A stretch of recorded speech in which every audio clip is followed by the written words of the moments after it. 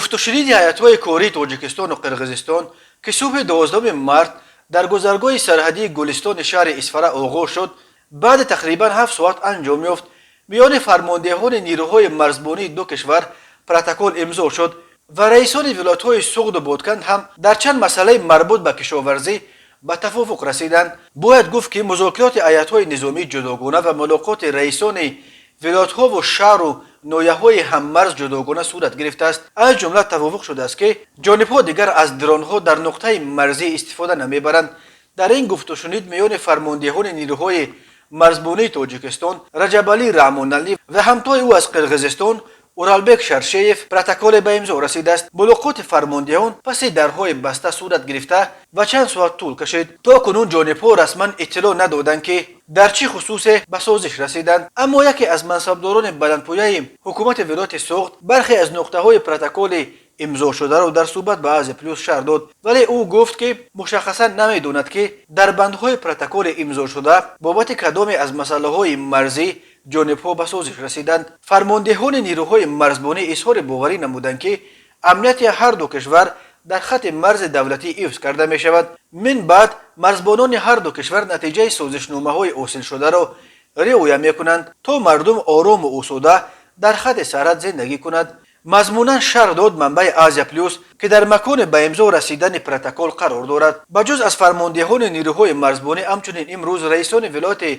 سوغد رجبای احمدزاده و رئیس ولایت بادکند عبدالکریم علیمبایف با حضور معاونان ولایت‌ها و رئیسان شهر و ناحیه‌های هممرز سر میز مذاکرات نشستند. دوران ظاهرزاده معاون رئیس ولایت سوغد و یکی از شرکت کنندگان این گفت و شنید در صحبت با از پلیس گفت که از جزئیات پروتکل امضا شده فرماندهان نیروهای مرزبانی خبر ندارد چون در جریان آن اشتراک نداشت، ولی او جزئیات چندی از موضوعهای به توافق رسیده میان رئیسان سوغد و بادکند را شرح داد.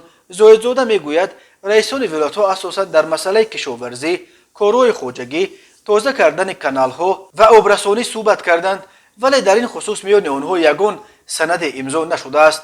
به موافقه رسیدیم که گروه کاری در دایره کارهای کشاورزی هفته آینده روز چهارشنبه در سطح معاونان رئیسان ولایت‌ها، معاونان رئیسان شهر و ناحیه‌ها، اداره‌های کشاورزی، خواجگی آب وخوری میکنند تا در آینده پیش روی مناقشه گرفته شود، چون سبب اساسیش کارهای کشاورزی آب و زمین می شود. برای همین به این چیز به موافقه رسیدیم و کاربری در این سمت ادامه می‌یابد، گفت معاون رئیس ولایت. و همزمان علاوه کرد که در مسئله تازه کردن کانال‌ها کارهای کشاورزی باید جانب‌ها در مرز همدیگر را آگاه کرده بعد به کار بپردازند. رئیسان شهر ناحیه‌های همسرحد سپارش گرفتند که با رئیسان جماعت‌های هممرز کار کنند و با مردم کارهای فهماندهی بگذرانند. همچنین جانب‌ها وعده کردند که به کار ربودن چاره‌های یکدیگر از سوی ساکنان خاتمه میدهند و در صورت سر زدن این مسائل آن را در سطح رئیسان محلی حل میکنند. ملاقات هیئت‌های دو کشور همسایه صبح امروز بر پی تیرپرانی دو روز اخیر نیروهای مرزبانی قرقیز به سوی مرزبانان تاجیک و چند محله جماعت چارکوی اسفره آغاز شده بود. بر اثر تیرپرانی روز 2 مارت نیروهای قرقیزستان یک مرزبان تاجیک سنت الله صمدوف زاده نویه عبدالرحمن جامی ولایت ختلون کشته شده بود و چند تن دیگر زخم برداشته بودند. همچنین نیروهای قرقیزستان نیمه شب 11 مارت چند محله جماعت چارکوی اسفره تاجیکستان را مورد تیرباران یک ساعته قرار داده بودند که دلیلش تا کنون معلوم نیست.